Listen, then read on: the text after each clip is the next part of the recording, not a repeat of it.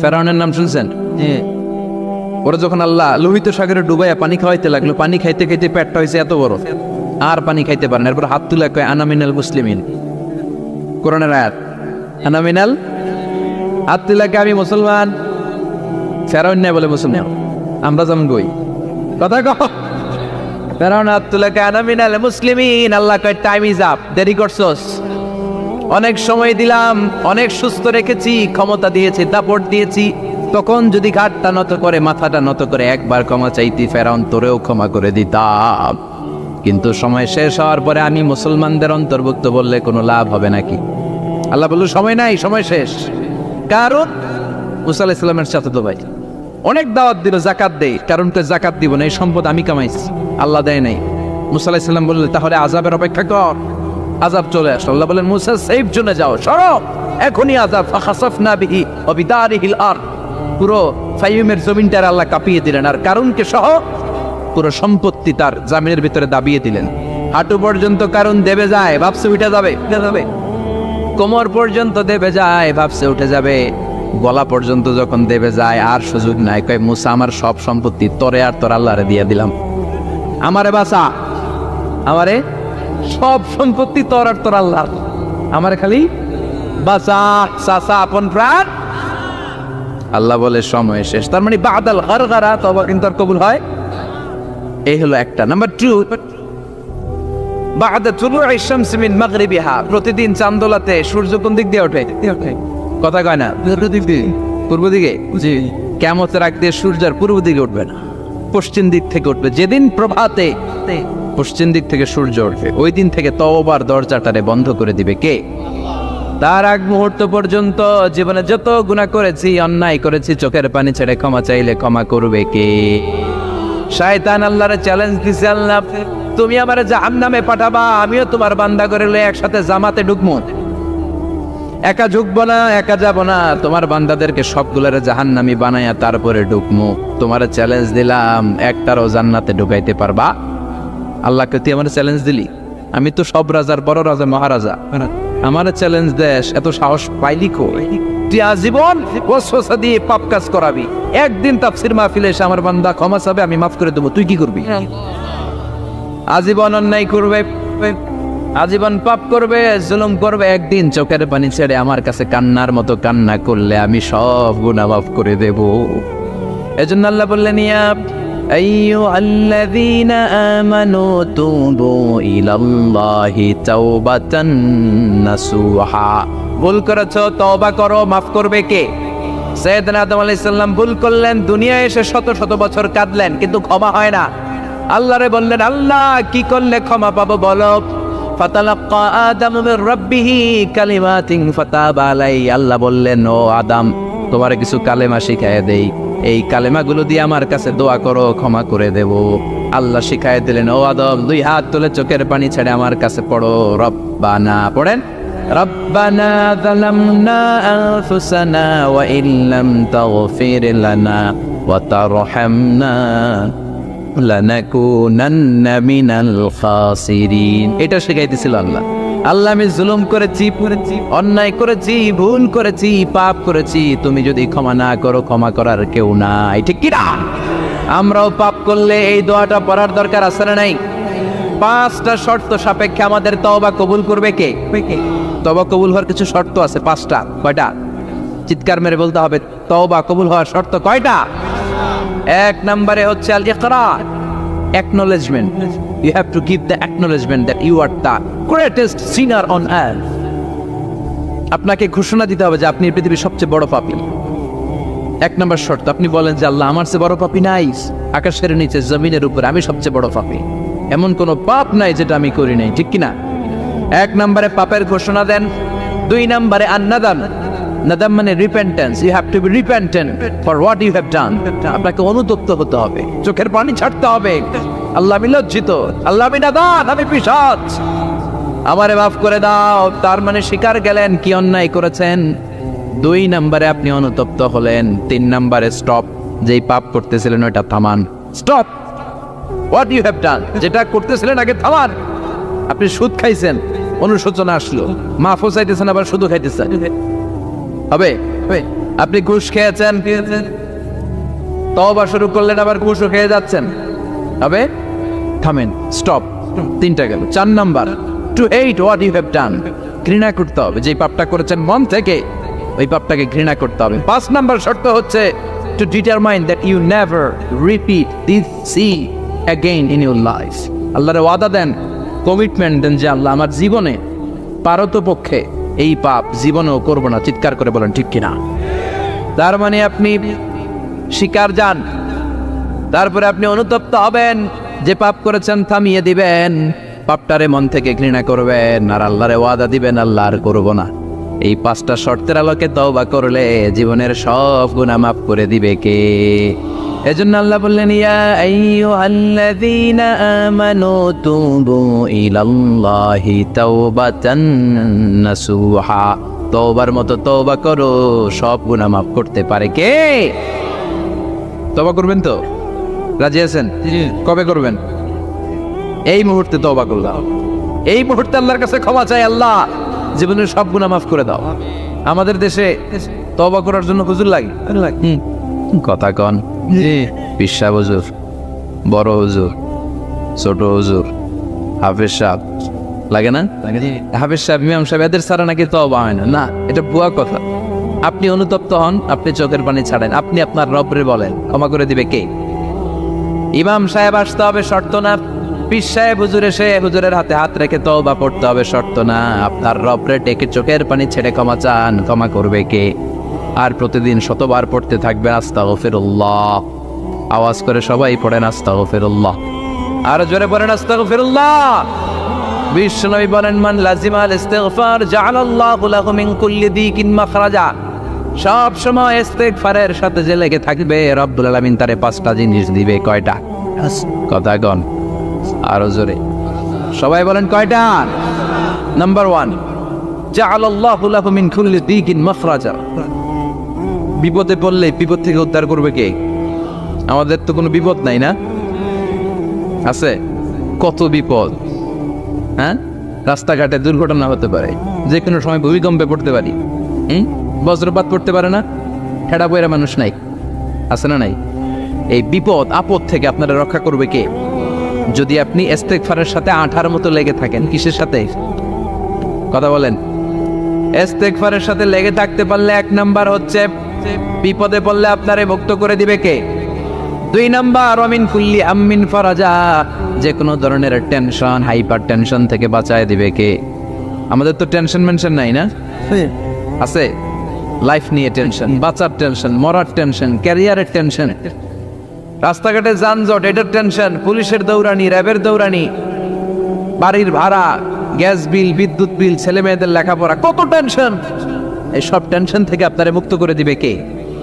3 নম্বরে, ওয়ারযুকহু মিন হাইসু লা ইয়াহতাসিব, এমন জায়গা থেকে আল্লাহ আপনার রিজিকের ব্যবস্থা করবে আপনি কল্পনাই করতে পারবেন না। সুবহানাল্লাহ পড়ে। 4 নম্বরে, সবসময় ইস্তিগফার যদি পড়া হয়, আল্লাহর কোনো আযাব ওই বান্দার উপরে আসে না। ওমা কানাল্লাহু মুআযযিবাহুম ওয়া হুম ইস্তাগফিরুন।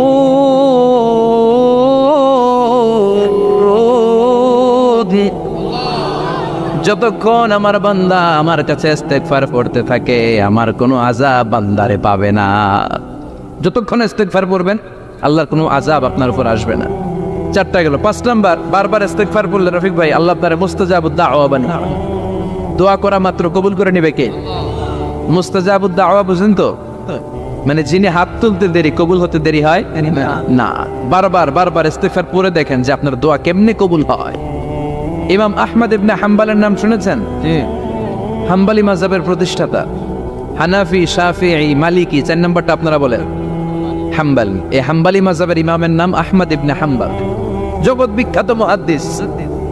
একক স্বতন্ত্র হাদিসের কিতাব হিসেবে পৃথিবীতে সবচেয়ে বড় যে হাদিসের কিতাব, ওইটার নাম মুসনাদ আহমদ ইবনে হাম্বল। 40,000 হাদিসের কালেকশন আছে। এই ইমাম আহমদ ইবনে হাম্বল ওনার শেষ জীবনটা হাদিস পড়ানো, হাদিস কালেকশনের জন্য ব্যয় করেছে। শহরের পর শহর, দেশ থেকে দেশ, দেশান্তরে ঘুরতেন একটা হাদিসের জন্য।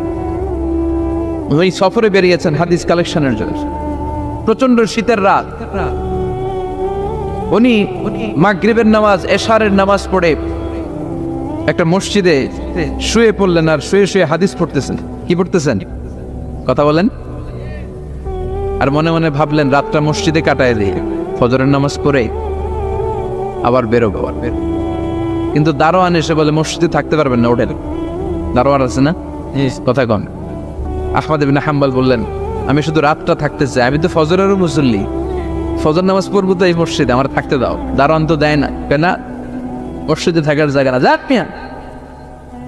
উনি যে আহমদ ইবনে হাম্বল এটা চিনে নাই, থাকতে দেয়। কি করবে এখন? উনি কাঁথা গুছিয়ে হাদিসের কিতাব নিয়ে কাদের মধ্যে ব্যাগ নিয়ে মসজিদ থেকে বের হয়ে গেলেন। কি আর করবেন, প্রচন্ড শীত আর কাঁপতেছেন পুরো মানুষ। প্রতিমধ্যে দেখলেন বাজার একজন খাব্বাজ, শাবকুন খাব্বাজ, যুবক রুটি বিক্রেতা।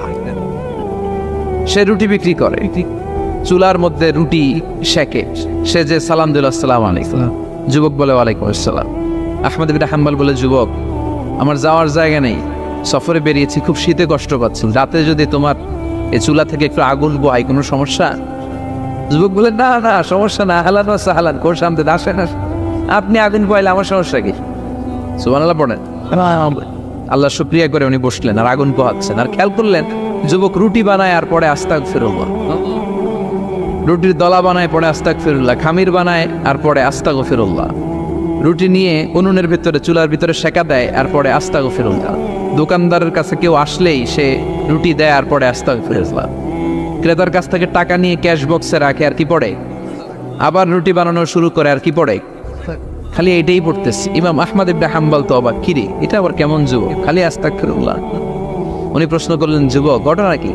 আসার পর থেকেই তোমার দেখতেছি তুমি রুটি বানাও, রুটি বিক্রি করো আর পড়ো আস্তাগফিরুল্লাহ, মালাকা ইয়া শাবাব। যুবক বলে আস্তাগফিরুল্লাহ আমার সবচেয়ে বেশি পছন্দের আমল, আমি সবসময় আঠার মতো ইস্তেগফারের সাথে লেগে থাকি আর সবসময় পড়তে থাকি আস্তাগফিরুল্লাহ, আর এর বদৌলতে আল্লাহ আমারে মুস্তাজাবুদ দাওয়া বানিয়ে দিয়েছে। সুবহানাল্লাহ। আহমদ ইবনে হাম্বল তো অবাক, আনতা মুস্তাজাবুদ দাওয়া, তুমি মুস্তাজাবুদ দাওয়া রুটিওয়ালা? আমি এত বছর হাদিস পড়াই, আমি তো মুস্তাজাবুদ দাওয়া না, আর তুমি রুটি বেচো বাজারে, তুমি মুস্তাজাবুদ দাওয়া, তুমি দোয়া করলে সব কবুল হয়ে যায়? যুবক বলে না আপনার মুস্তাজাবুদ দাওয়া, আমি আমার জীবনে যত দোয়া করেছি কবুল করে নিয়েছে কে? সব দোয়া কবুল করে নিয়েছে আল্লাহ, একটা দোয়া ছাড়া। কয়টা? আহমদ ইবনে হাম্বলের কৌতূহল, কিউরিয়াসিটি আরো বেড়ে গেল। কি? সব দোয়া কবুল হয়েছে একটা দোয়া ছাড়া। মাযালিকা দুআ ইয়া শাব, কি সেই দোয়া? যুবক এবার বলতে শুরু করলো আমার জীবনে যে দোয়াটা আল্লাহ কবুল করে নাই সেটা হচ্ছে আমি আল্লাহর কাছে অনেক চেয়েছি, অনেক দোয়া করেছে যে আল্লাহ শুনেছি এই জামানার সবচেয়ে বড় মুহাদ্দিস, তার নাম নাকি ইমাম আহমদ ইবনে হাম্বল। আল্লাহ তোমার কাছে আমার চাওয়া আমি যেন এই ইমাম আহমদ ইবনে হাম্বলরে দেখে মরতে পারি। সুবহানাল্লাহ। আমি যেন ইমাম আহমদ ইবনে হাম্বলের হাতে হাত রেখে মুসাফা করতে পারি আর তার কপালে একটা চুমু এঁকে দিতে পারি। আল্লাহ। আহমদ ইবনে হাম্বল আবেগপ্রবণ হয়ে গেলেন, চোখের পানি ছেড়ে দিলেন, বললেন যুবক তোমার এই দোয়াটাও কবুল হয়ে গেল। আল্লাহ। আহমদ ইবনে হাম্বলের দেখা আর সাক্ষাৎ পাওয়ার জন্য আহমদ ইবনে হাম্বলের বাড়িতে তোমার যাওয়ার দরকার নাই, আহমদ ইবনে হাম্বল তোমার দরবারে ছুটে এসেছে। আনা আহমদ ইবনে হাম্বল মুহাদ্দিসুদ দাহর, আমি নিজেই আহমদ ইবনে হাম্বল। যুবক চোখের পানি ছেড়ে দেয়, আহমদ ইবনে হাম্বল চোখের পানি ছেড়ে দেয়। যুবক চিৎকার মেরে ইমাম আহমদ ইবনে হাম্বলকে জড়িয়ে ধরে, হাতে হাত রেখে মুসাফা করে, কপালের মধ্যে চুমু খায় আর আল্লাহর শুকরিয়া করে বলে ও ইমাম আসলে এই দোয়াটাও আল্লাহ আজকে কবুল করে নিল।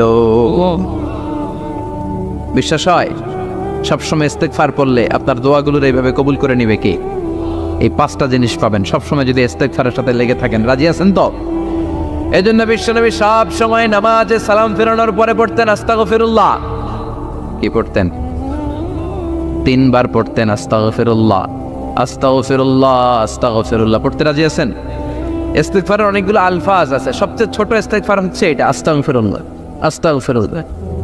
আরো আছে আস্তাগফিরুল্লাহ আল্লাযী লা ইলাহা ইল্লা হুয়াল হাইয়ুল কাইয়্যুম ওয়া আতুবু ইলাইহি। বিশ্বনবী বলেন এই ইস্তেগফারটা যদি কেউ পড়ে, আত-তাওয়াল্লি মিন ইয়াউমিজ যাহাফ, যুদ্ধের ময়দান থেকে পালিয়ে আসা কবিরা গুনাহ। কি গুনাহ? কাফেরদের সাথে যুদ্ধ। আমি তাগড়া যুবক, তলোয়ার নিয়ে নেমেছি, আমার দেহের এক ফোঁটা রক্ত থাকা পর্যন্ত আমি যুদ্ধ চালিয়ে যাব, আমি ফিরে আসতে পারবো না। আইনটা কার? ফিরে আসলে কবিরা গুনাহ। বিশ্বনবী বলেন, যুদ্ধের ময়দান থেকে ফিরে এসেছে এরকম কবিরা গুনাহ অবলম্বনকারীও যদি আস্তাগফিরুল্লাহ আল্লাযী লা ইলাহা ইল্লা হুয়াল হাইয়ুল কাইয়্যুম ওয়া আতুবু ইলাইহি পড়ে, ওই কবিরা গুনাহকারীকেও ক্ষমা করে দিবে কে? পড়তে রাজি আছেন তো? জি। আবার সাইয়েদনা আবু বকর বললেন, ইয়া রাসূলুল্লাহ আল্লিমনি দুআআন আদউ বিহি ফি সালাতি, এমন দোয়া আপনি আমারে শিক্ষা দেন যেই দোয়াটা আমি নামাজে পড়তে পারি। বিশ্বনবী বললেন, পড়ো আল্লাহুম্মা ইন্নী যালামতু নাফসি যুলমান কাসীরা ওয়া লা ইয়াগফিরুয যুনুবা ইল্লা আনতা ফাগফিরলি মাগফিরাতাম মিন ইনদিক ইন্নাকা আনতাল গফুরুর রহিম। সুবহানাল্লাহ পড়েন। এটাও ইস্তেগফার। আমরা এটার বলি দোয়া মাসুরা, সালাম ফেরানোর আগে পড়ি না? যেখানেই ক্ষমা চাওয়ার কথা আছে ওইটারই কি বলে? ইস্তিগফার। আল্লাহুম্মা ইন্নী যালামতু নাফসি, আল্লাহ জুলুম করেছি, যুলমান কাসীরা, অনেক জুলুম। ওয়ালা ইয়াগফিরুয যুনুবা ইল্লা আনতা, তুমি ছাড়া এই গুনাহ ক্ষমা করার তো কেউ নাই। ফাগফিরলি মাগফিরাতাম মিন ইনদিক, তোমার দয়ায় আমারে ক্ষমা করে দাও। ইন্নাকা আনতাল গফুরুর রহিম, তুমি হলা ক্ষমাশীল। ঠিক কি না? এটাও ইস্তেগফার, এটাও পড়বে। আর এই সব ইস্তেগফারের শ্রেষ্ঠ ইস্তেগফারের নাম সাইয়্যিদুল ইস্তেগফার। যত ইস্তেগফার হতে পারে এর মধ্যে সবচেয়ে শ্রেষ্ঠতম ইস্তেগফার নাম কি? কথা কন। বুখারীর বর্ণনা, শাদ্দাদ ইবনে আউস রাদিয়াল্লাহু তাআলা আনহু বর্ণনা করেন, এই সাইয়্যিদুল ইস্তেগফার দিনের বেলা যে পড়বে ওই দিনে মারা গেলে সে জান্নাতি। এই সাইয়্যিদুল ইস্তেগফার রাতের বেলা যে পড়বে ওই রাতে যদি ইন্তেকাল হয় ওই লোকটা জান্নাতি। মুখস্থ আছে না? কার কার মুখস্থ? হাত তুলেন। মাশাআল্লাহ, তাবারাকাল্লাহ, মাশাআল্লাহ, মাশাআল্লাহ। আর যাদের নাই তাদের হোমওয়ার্ক, তাদের আল্লাহুম্মা আনতা রাব্বি লা ইলাহা ইল্লা আনতা খলাকতানি ওয়া আনা আবদুক ওয়া আনা আলা আহদিকা ওয়া ওয়া'দিকা মাস্তাতা'তু আউযু বিকা মিন শাররি মা সানা'তু আবুউ লাকা বিনি'মাতিকা আলাইয়া ওয়া আবুউ লাকা বিযাম্মি ফাগফিরলি ফাইন্নাহু লা ইয়াগফিরুয যুনুবা ইল্লা আনতা। সুবহানাল্লাহ পড়। আজকে রাতে পড়ছেন, মারা গেলে জান্নাতি। চিল্লায় পড়েন আল্লাহু আকবার। এজন্য বিশ্বনবী বলেন, আমার আগের গুনাহ মাফ, পরের গুনাহ মাফ, তারপরেও প্রতিদিন আমি 70 বার তওবা ইস্তেগফার পড়ি। আজকে থেকে পড়তে রাজি আছেন তো? বেশি বেশি ইস্তেগফার পড়া যাবে না? একটু প্রাণ খুলে দিল খুলে আওয়াজ করে পড়েন তো আস্তাগফিরুল্লাহ। আর জোরে পড়েন আস্তাগফিরুল্লাহ। আবার সবাই পড়েন আস্তাগফিরুল্লাহ। সব সময় তওবা ইস্তেগফার যারা পড়ে তাদেরকে পছন্দ করে কে? আল্লাহ। সব সময় জিকির করে করে জিহ্বাটারে যারা ভিজিয়ে রাখে তাদেরকেও পছন্দ করে কে?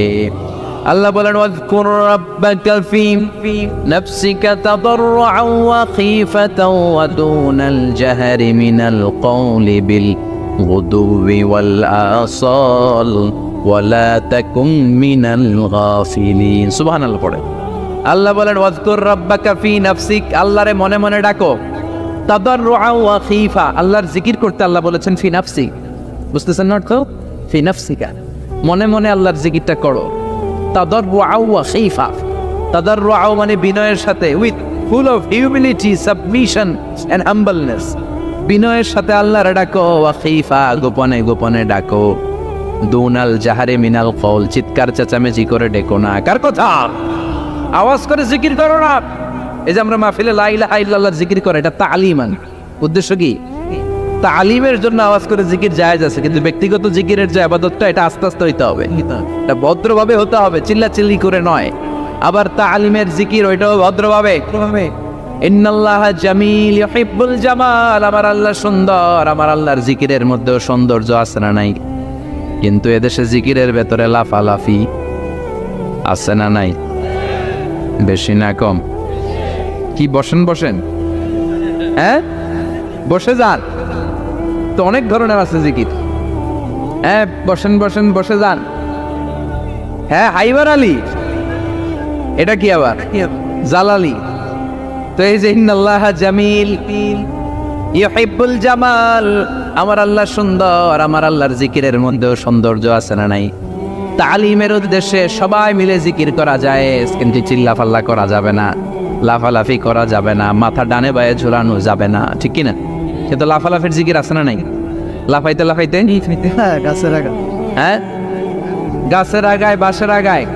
আবার যিনি জিকির পরিচালনা করে ওনার কান্দে যায় ওঠে, আছে না নাই? বিশ্বনবী সাহাবাদের নিয়ে জিকির করছেন, সাহাবারা লাফাতে লাফাতে খেজুর গাছের আগায়। হাদিসে আছে না এটা? বিশ্বনবী সাহাবাদেরকে নিয়ে জিকির করছেন, লাফাতে লাফাতে আবু বকর বিশ্বনবীর কান্দের উপরে। আছে, হাদিসে আছে। এটা জিকির না? কি সুন্দর দেখেন, ইসলাম বোঝা কত সহজ। ওয়াজকুর রাব্বাকা ফি নাফসিকা তাদাররুআ ওয়া খীফা, গোপনে জিকির করো, ভদ্রতার সাথে বিনয়ের সাথে জিকির করো। ওয়ালা তাকুম মিনাল গাফিলিন দুনাল জাহরি মিনাল কওল, চিৎকার চেঁচামেচি করে জিকির করো না। যারা চিকফাল দিয়ে হই হই হই হই করে, আছে না? হই হই হই হই হই হই ভিতরে আল্লাহর নাম আছে। হ্যাঁ, এই যে হুই হাই এই স্টাইলের যে জিকির, এটার ভিতরে আমার আল্লাহর নাম আছে। আল্লাহর নাম যদি না থাকে ওইটা জিকির হবে? কথা বলেন।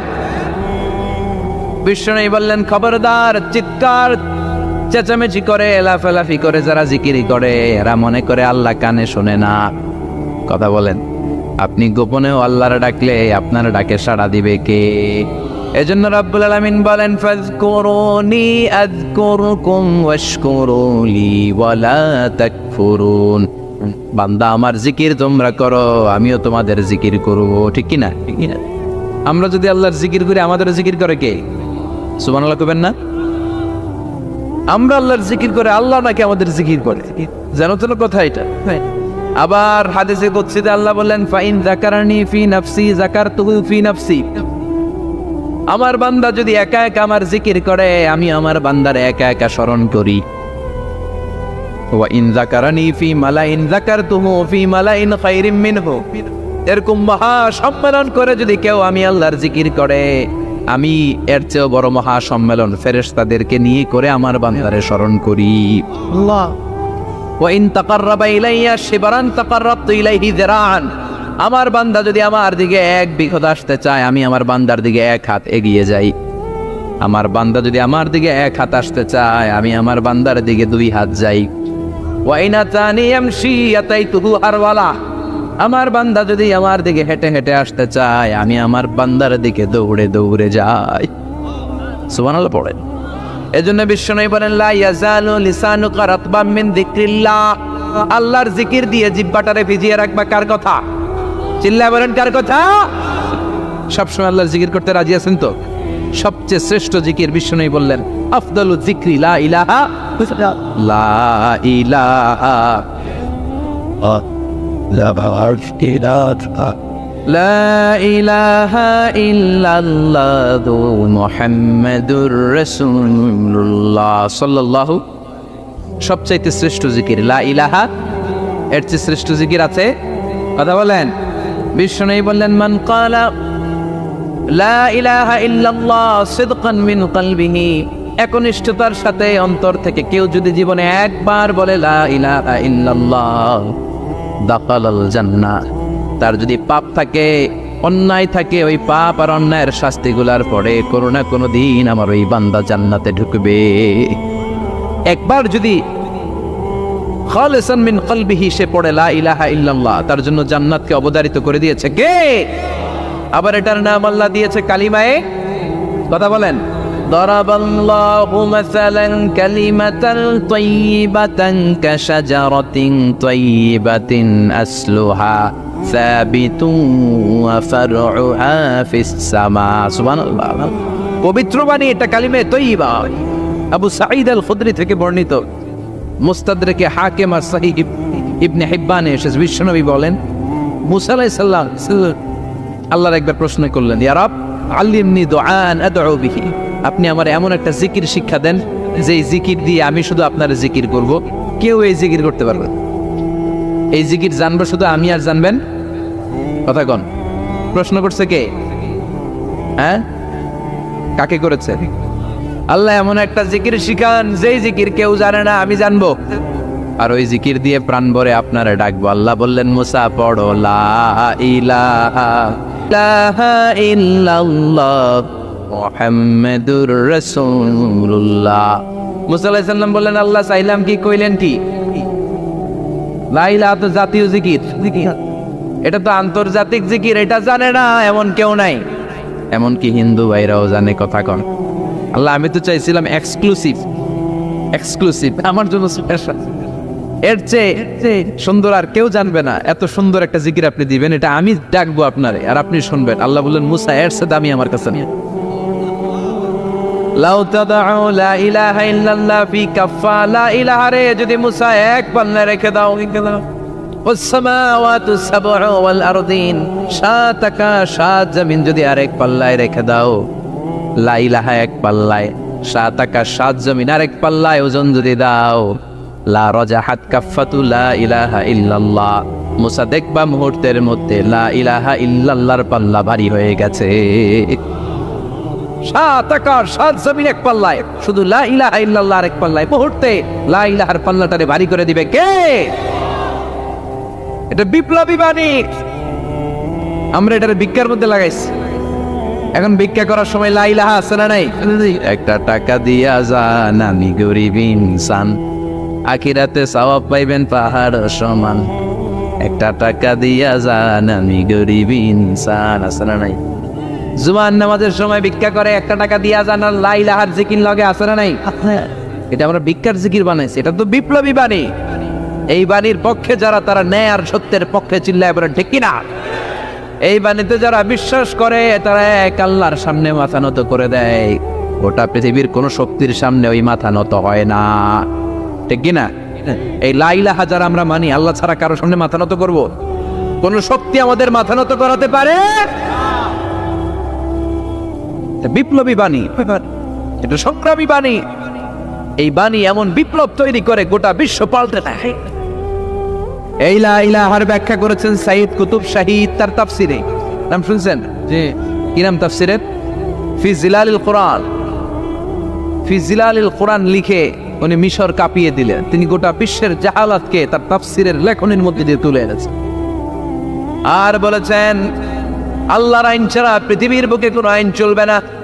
তার তাফসির পরে মিশরের সব যুবকরা রাস্তায় নেমে এলেন।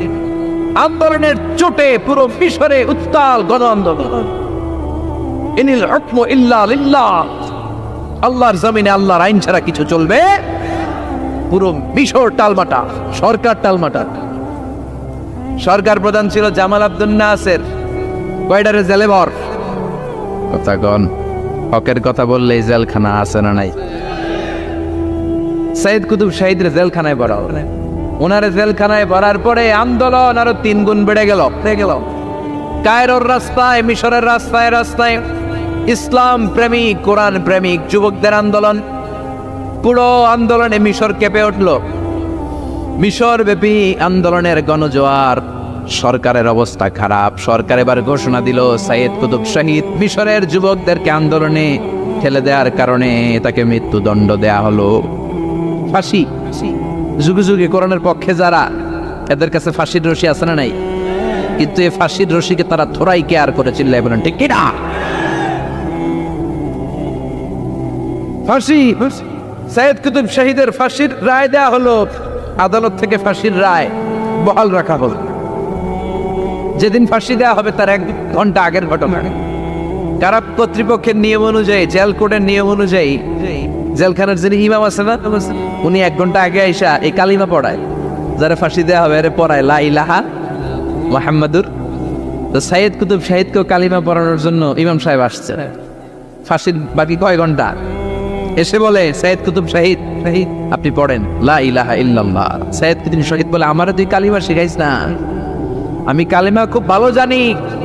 যেই কালেমা পড়ানোর কারণে সরকার তোরে বেতন দেয়, ওই কালিমার ব্যাখ্যা করার কারণে সরকার আজকে আমারে ফাঁসি দেয়। তুই কালিমা পড়াস, তোরে টাকার বান্ডিল দেয়, আমি কালিমার ব্যাখ্যা করার কারণে ফাঁসির মঞ্চে দাঁড়াই। চিল্লায় বলেন ঠিক কিনা? তার মানে তোর কালিমা আমার কালিমা এক কালিমা না। এই 2 কালিমার মধ্যে পার্থক্য আছে না নাই? তোর ইমানি চেতনা আমার ইমানি চেতনা এক ইমানি চেতনা নয়। তোরে টাকা দেয়, আমারে ফাঁসি দেয়, তার মানে 2 চেতনা আলাদা। চিল্লায় বলো ঠিক কিনা? এজন্য আল্লাহ ডেকে বললেন গোলাম, এটা বিপ্লবী বাণী। এই কালেমার আন্দোলন যারা করে তারা আল্লাহ ছাড়া পৃথিবীর কাউরে ভয় পায় না। আর তারা চায় এই কালেমার পতাকা পৃথিবীর মধ্যে যেন পথ করে উড়ে, ঠিক কিনা? বাংলার জমিনে কালেমার পতাকা উড়ুক, আমরা চাই কি চাই না?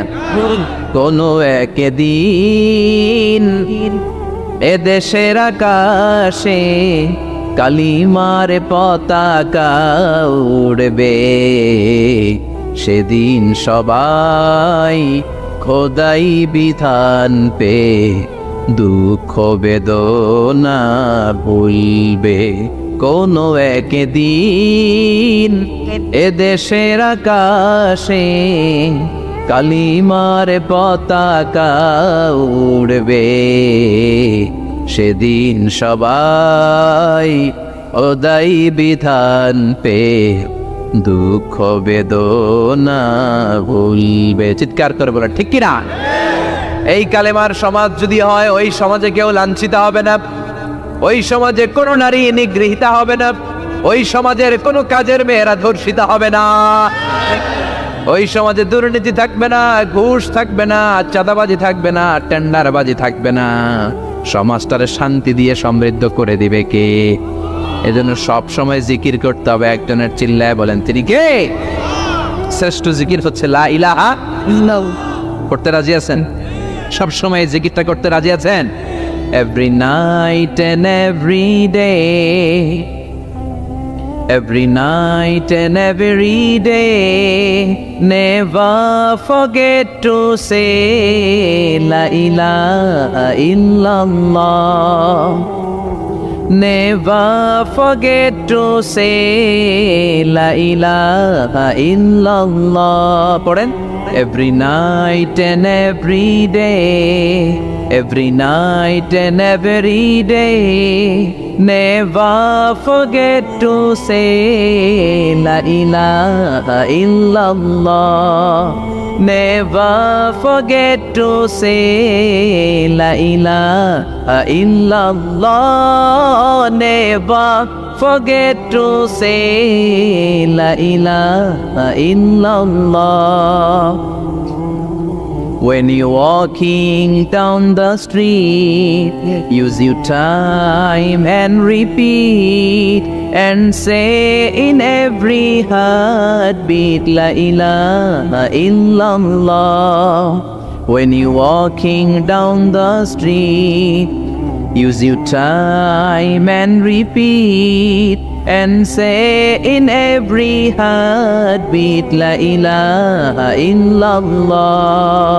Every night and every day, every night and every day, never forget to say la ilaha illallah. চিল্লায় বলেন ঠিক কি না?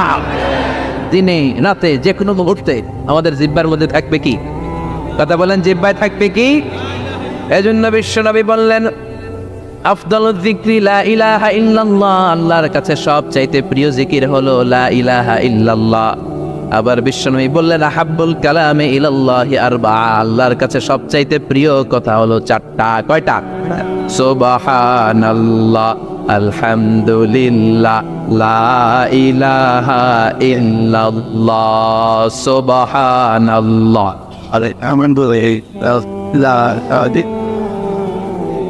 লা ইলাহা ইল্লাল্লাহ, মুহাম্মাদুর রাসূলুল্লাহ। সুবহানাল্লাহ পড়েন। চারটা কথা আল্লাহর কাছে সবচেয়ে প্রিয়। একটা হচ্ছে সুবহানাল্লাহ, আরেকটা হচ্ছে আলহামদুলিল্লাহ, আরেকটা হচ্ছে লা ইলাহা ইল্লাল্লাহ, আরেকটা হচ্ছে আল্লাহু আকবার। এই যে শুরুতে তিনটা তাকবীর দিছি, এই তাকবীরটা আল্লাহর প্রিয় কথা আছে চারটায়। চারটার মধ্যে একটা আছে না নাই? আওয়াজ করে পড়েন আল্লাহু আকবার। সবচেয়ে প্রিয় আল্লাহর কাছে এই চারটা কথা। লা ইয়াদুররুকা বিআইয়িহিন্না বাদাতা। বিষ্ণু বললেন এই চারটার যেটা দিয়ে শুরু করতে মন চাই করো, কোনো সমস্যা নেই। সুবহানাল্লাহ পড়েন। এজন্য ফরজ নামাজের পরে এই তাসবিহগুলো পড়বেন। আব্দুল্লাহ ইবনে আমর ইবনুল আস তিনি বর্ণনা করেন, আমি বিশ্বনবীকে আঙ্গুলের গিরা দিয়ে এই তাসবিহগুলো পড়তে দেখেছি। রাআইতুন নাবিয়্যা সাল্লাল্লাহু আলাইহি ওয়াসাল্লাম ইয়াকিদু তাসবিহা বিয়ামিন। আমি বিশ্বনবীর ডান পাতার আঙ্গুলের গিরায় তাসবিহগুলোকে পড়তে দেখেছি। পড়তে রাজি আছেন? ডান হাত তোলে এই আঙ্গুলের করের মধ্যে এইভাবে রাখেন, এইভাবে রেখে নামাজের পরেই সুবহানাল্লাহ আলহামদুলিল্লাহ পড়তে রাজি আছেন? সুবহানাল্লাহ 33 বার, আলহামদুলিল্লাহ 33 বার, আল্লাহু আকবার 33 বার। পড়তে রাজি আছেন সবাই? আল্লাহ তুমি কবুল করো। ফরজ সালাতের পরে আমরা মোনাজাত দেওয়ার জন্য পাগল হয়ে যাই। আসসালামু আলাইকুম ওয়া রাহমাতুল্লাহ, আসসালামু আলাইকুম ওয়া রাহমাতুল্লাহ, আমিন ইয়া আরহামার রাহিমিন। আসনা নাই, সান্দলায় মনে হয় নাই, আছে। কিন্তু বিশ্বনবী সালাম ফেরানোর পরে সর্বপ্রথম যে আওয়াজটা করতেন সেটা হচ্ছে আল্লাহু আকবার। এরপর 3 বার পড়তেন আস্তাগফিরুল্লাহ, আস্তাগফিরুল্লাহ, আস্তাগফিরুল্লাহ। এরপর আয়াতুল কুরসি একবার। কয়বার? মান ক্বারা আয়াতুল কুরসি দুবুরা কুল্লি সালাতিন মাকতুবা লাম ইয়ামনাহু মিন দুখুলিল জান্নাতি ইল্লাল মাউত। প্রত্যেক ফরজ সালাতের পরে যে একবার আয়াতুল কুরসি পড়ে তার জান্নাতে ঢোকার ক্ষেত্রে আর কোনো বাধা থাকে না, একটা জিনিস ছাড়া, সেটা হচ্ছে মরণ। লোকটা মরে না, তাই জান্নাতে যায় না, মরলেই জান্নাত। আল্লাহু আকবার। এরপরে 33 বার সুবহানাল্লাহ, 33 বার আলহামদুলিল্লাহ, 33 বার আল্লাহু আকবার। সবশেষে মিলাবেন লা ইলাহা ইল্লাল্লাহ ওয়াহদাহু লা শারীকা লা লাহুল মুলকু ওয়া লাহুল হামদু ওয়া হুয়া আলা কুল্লি শাইইন কাদির। এরপরে পড়তেন আল্লাহুম্মা আনতাস সালাম ওয়া মিনকাস সালাম তাবারাকতা ইয়া যাল জালালি ওয়াল ইকরাম। এরপরে পড়তেন আল্লাহুম্মা লা মানিআ লিমা আ'তাইতা ওয়া লা মু'তিয়া লিমা মানা'তা ওয়া লা ইয়ানফা'ু যাল জাদ্দি মিনকাল জাদ। এরপরে পড়তেন আল্লাহুম্মা ইন্না নাসআলুকাল হুদা ওয়াত তাকা ওয়াল আফাফা ওয়াল গিনা। এরপরে পড়তেন আল্লাহুম্মা আ'ইন্না আলা যিকরিকা ওয়া শুকরিকা ওয়া হুসনি ইবাদাতিক। সুবহানাল্লাহ পড়েন। সূরাতুল ওয়াফিয়া কিনা মানে অখণ্ড সূরা। কি সূরা? এই সূরাকে খণ্ড করে পড়া যায় না, পড়া যায় অন্যান্য সূরাকে পড়া যায়। যেমন সূরা আর রহমানের অর্ধেক আমি এক রাকাতে বললাম, দ্বিতীয় রাকাতে বাকি অর্ধেক আমি বললাম, কোনো সমস্যা আছে? অথবা সূরা নাবার অর্ধেক আমি এক রাকাতে বললাম, দ্বিতীয় রাকাতে বাকি অর্ধেক, সমস্যা আছে? কিন্তু আমি যদি প্রথম রাকাতে সূরা ফাতিহার অর্ধেক মালিকি ইয়াউমিদ্দিন পর্যন্ত বইরা আল্লাহু আকবার, দ্বিতীয় রাকাতে ইয়াকা না'বুদু দিয়ে শুরু করলাম, বাকি অর্ধেক, নামাজ হইছে? এর কারণ এই সূরাটা পড়লে পুরোটাই পড়তে হয়, এটারে হাফ হাফ করে পড়ার কোনো সুযোগ নাই। এজন্য এটা অখণ্ড সূরা, এটাকে খণ্ড করে পড়া যায় না। আবার এই সূরার আরেকটা চমৎকার নাম হচ্ছে সূরাতুদ দুআ। সূরাতুদ দুআ, এই সূরার ভেতরে যে একটা অসাধারণ দোয়া আছে আমরা অনেকে জানি না। দোয়াটা হচ্ছে ইহদিনাস সিরাতাল মুস্তাকিম। এর চেয়ে শ্রেষ্ঠ দোয়া হতে পারে না। ও আল্লাহ, show us the right path, show us the correct path, show us the straight path. আল্লাহ তুমি সোজা পথ দেখাও, স্ট্রেইট ফরওয়ার্ড পথ দেখাও। আমরা অনেক সময় পথ ভুলে যাই, ডানে বায়ে মোড় নেই, আমাদের পথ দেখাই কে? আমি যদি কোনদিন পথে ভুলে যাই, হাত ছানি দিয়ে কাছে নিও, মমতার বন্ধনে আমায় বেঁধে সব ভুল ক্ষমা করে দিও। আমি যদি কোনদিন পথে ভুলে যাই, হাত ছানি দিয়ে কাছে নিও, মমতার বন্ধনে আমায় বেঁধে সব ভুল ক্ষমা করে দিও। পড়েন আমিন। আমরা যদি পথ ভুলে যাই, পথ দেখায় কে? বিশ্বনবীকে পথ দেখিয়েছেন কে? ওয়াওয়াজাদাকা দাল্লান ফাহাদা। নবী হে, you are searching the truth, then I guided you to the right way. নবী আপনি পথ খুঁজছিলেন, 40 বছর ধরে আপনি মহাসত্যের অনুসন্ধান করছিলেন, ঠিক ওই মুহূর্তে আমি আপনাকে সঠিক পথের দিশা দিয়েছি। পড়েন আল্লাহু আকবার। এজন্য সূরার আরেকটা নাম সূরাতুদ দুআ। দোয়ার সূরা, প্রার্থনার সূরা। কেমন করে দোয়া করতে হয় সে কথা ওই সূরার ভেতরে আছে না নাই? আবার এই সূরার একটা নাম সূরাতুস সালাত, নামাজের সূরা। এই সূরা ছাড়া নামাজ হয় না। হবে? আপনাদের এই এলাকার সবচেয়ে বড় মসজিদের নাম কি? শাহী মসজিদ। এই যে পাকুন্দিয়া শাহী মসজিদের ইমাম সাহেব যদি কোনোদিন সূরা ফাতিহা ছাড়া নামাজ শুরু করে দেয় তাহলে তো হবে, যেহেতু শাহী মসজিদের ইমাম। বুঝেছেন? উত্তর দিয়ে হবে না? আচ্ছা, বাইতুল মুকাররম আমাদের জাতীয় মসজিদের ইমাম সাহেব সূরা ফাতিহা ছাড়া নামাজ পড়াইছে, এটা হয়ে গেছে জাতীয় মসজিদ, কিন্তু হবে না? কাবা ঘরের সম্মানিত ইমাম শাইখ আব্দুর রহমান আস-সুদাইস, উনি সূরা ফাতিহা ছাড়া নামাজ পড়ালে এইটা হবে, বলে কি ওনারটাও হবে না? কারণ বিষ্ণু ঈসা ইসলাম বলেছেন লা সালাতা লিমান লাম ইয়াকরা বিফাতিহাতিল কিতাব, সূরা ফাতিহা যে সালাতে পড়ে না তার সালাত কোনোদিন আল্লাহর দরবারে কবুল হবে না। এজন্য এই সূরার নাম সূরাতুস সালাহ, সালাতের সূরা। এই সূরার আরেকটা নাম হচ্ছে সূরাতুশ শিফা, শিফার সূরা। অসুস্থ ব্যক্তিকে এই সূরা পড়ে ফু দিলে সুস্থ করে দেয় কে? সূরা ফাতিহা পড়ে ফু দিবেন। আমাদের কাছে অনেকে পানি পড়া নিতে আসে, তো আমরা এই সূরা ফাতিহা পড়ে ফু দিই। যে কোনো পীর সাহেব হুজুরের কাছে গেলে, ইমাম সাহেবের কাছে গেলে যে দোয়াটা পড়ে পানি পড়া দেয়, এই দোয়াটার নাম কি? সূরা ফাতিহা। দেখবেন হুজুর সব কথা বলতেছে আওয়াজ করে, দোয়াটা ফিসফিস করে পড়ে, কারণ আপনি শুনে ফেলাইলে হুজুরের খাওয়া নাই, ঠিক কিনা? এজন্য আমাদের কাছে আসলে আমরা জিজ্ঞেস করি কি হয়েছে, পেটে ব্যথা কার? আপনার? কয় না আমার বউয়ের। তো পানি পড়া দেয়, সব কথা আওয়াজ করে বলে, দোয়াটা করে ফিসফিস করে, কারণ ওই গোবর যদি ফাঁস হয়ে যায় আমার কাছে কেউ আসবে না। আজকের পাকুল দিয়ার ময়দানে সব গোবর ফাঁস, ঠিক কিনা? নিজেরাই রুকিয়া করব, নিজেরাই ঝাড়ফুঁক করব, আর ঝাড়ফুঁকটা বেশি নিবেন আব্বা আমার কাছ থেকে। আব্বারা বলবেন আব্বা ওযু করে আসছেন, নামাজ করবেন, সূরা ফাতিহা পড়ে একটু ফুল দিয়ে দেন। আম্মারে বলবেন আম্মা আপনি তো এখন ওযু করে নামাজ করবেন, আমার মাথায় একটু হাত দিয়ে ফুল দিয়ে দেন। আল্লাহর কসম গোটা বিশ্বের সবগুলো বিশ্বায় বুজুর কোরআন খতম দিয়ে গ্লাসে এক গ্লাসের পানিতে ফুল দিবে, আর আরেক গ্লাসে আপনার আব্বা শুধু বিসমিল্লাহ বলে ফুল দিবে, মুহূর্তে আপনার আব্বার দোয়াটা আরশে উঠে যাবে।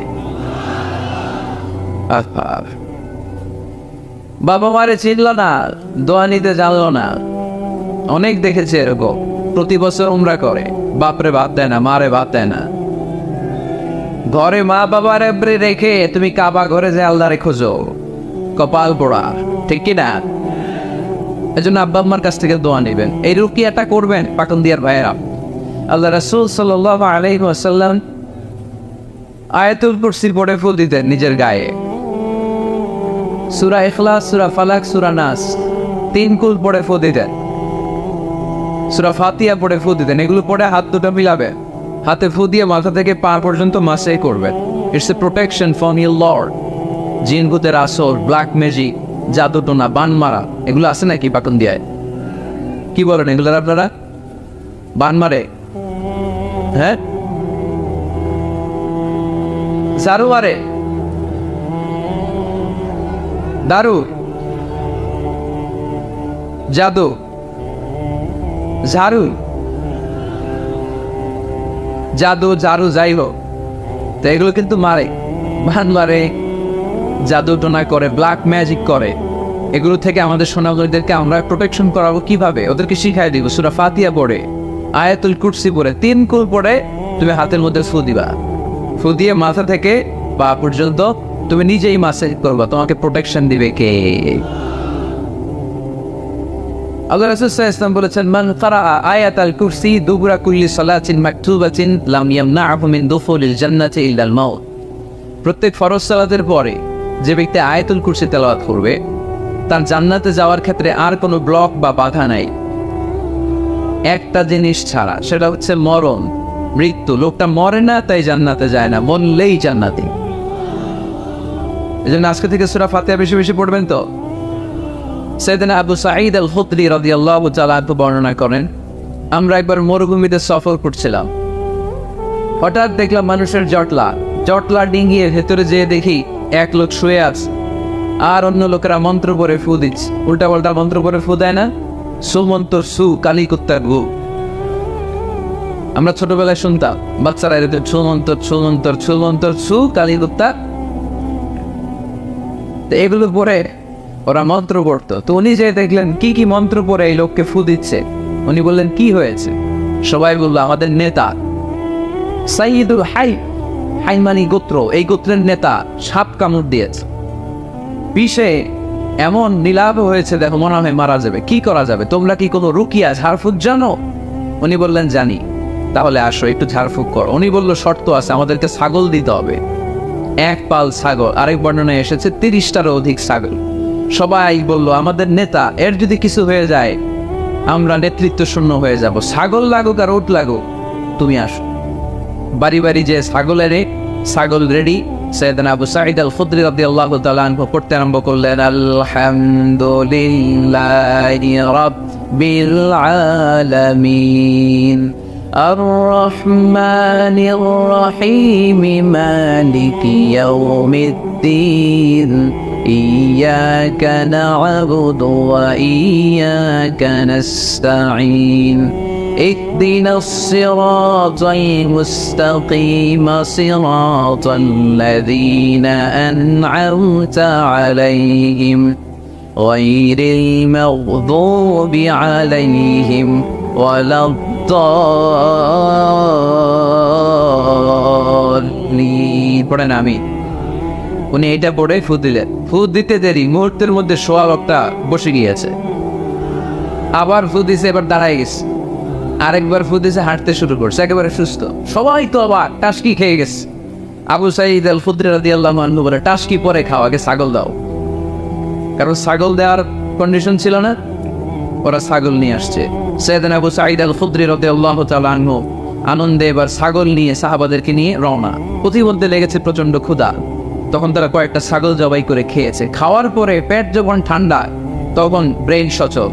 উনি চিন্তা করতে আরম্ভ করলেন, হায় রে, কোরআন দিয়া ঝাড়ফুঁক করে যে ছাগল নিয়ে আসলাম, ওটা যে খাইলাম, এই ছাগল নেওয়া জায়েজ হয়েছে কিনা এই মাসালা তো নবীরে জিজ্ঞেস করি নাই, কিন্তু ছাগল তো অলরেডি পেটে যে আওয়াজও কি করা, মদিনাতে যে জিজ্ঞেস করবো। মদিনায় যেই আল্লাহ রাসূল সাল্লাল্লাহু আলাইহি ওয়াসাল্লামের দরবারে যে জিজ্ঞেস করলেন, ইয়া রাসূলুল্লাহ, এমন এমন ঘটনা, ঝাড়ফুঁক করে আমরা ছাগল এনেছি, তাই কি জায়েজ হয়েছে?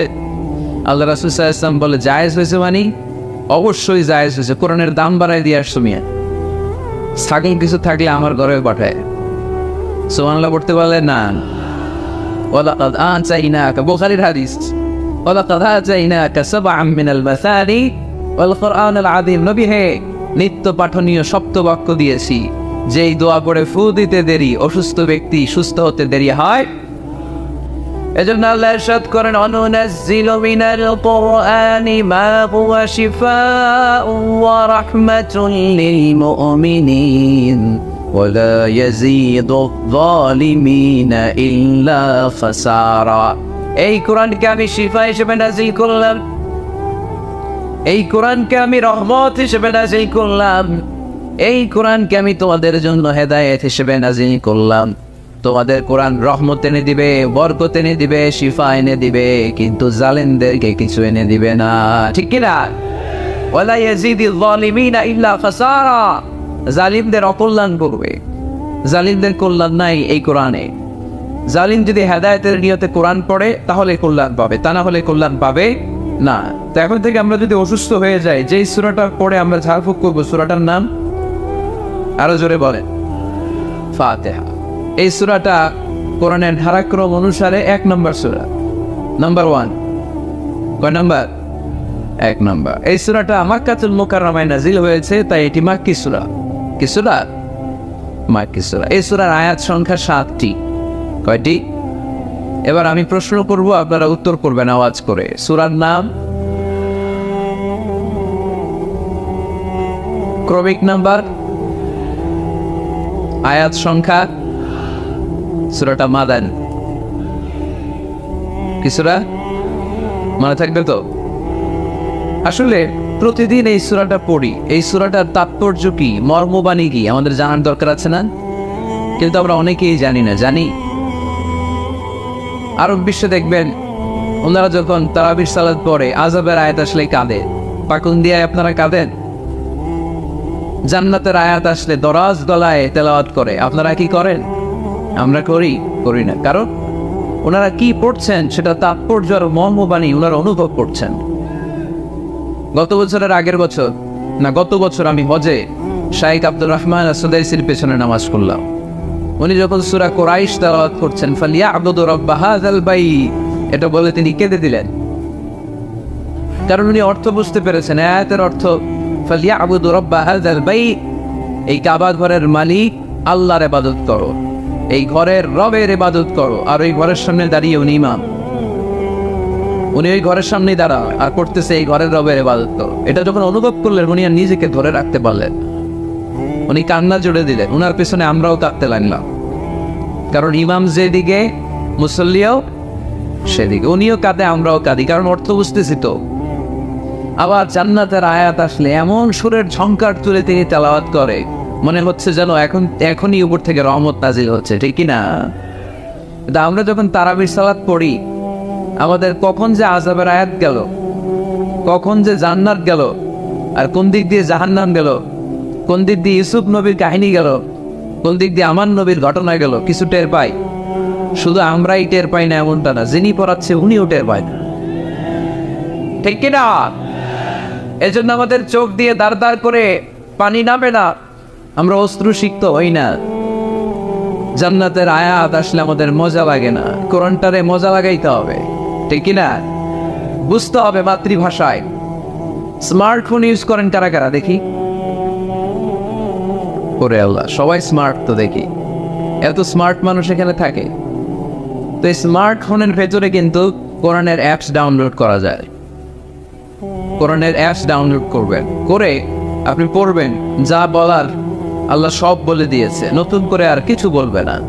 বলবে এই কোরআন শুরু হয়েছে বিসমিল্লাহির রহমানির রহিম দিয়ে, বা দিয়ে, আর শেষ হয়েছে যে সূরা দিয়ে, সূরাটার নাম সূরাতুন নাস, ওই সূরার শেষ আয়াতটি এরকম, মিনাল জিন্নাতি ওয়ান নাস, শেষে সিন, বা আর সিন মিলালে কি হয়? বাস। এবার বাসের সরে কিশোরগঞ্জ শহর যাবে, এই বাস কি ওই বাস না, এই বাস মানে যথেষ্ট, বাস মানে এনাফ, সাফিসিয়েন্ট।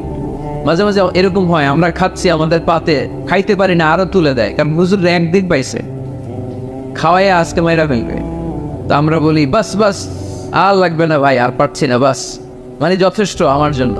তো আল্লাহ বুঝাতে চাইলে 30 পারায় যা দিয়ে দিছি হেদায়েতের জন্য, বাস যথেষ্ট, নতুন করে কোনো কথার দরকার নাই। চিল্লায় বলেন ঠিক কিনা?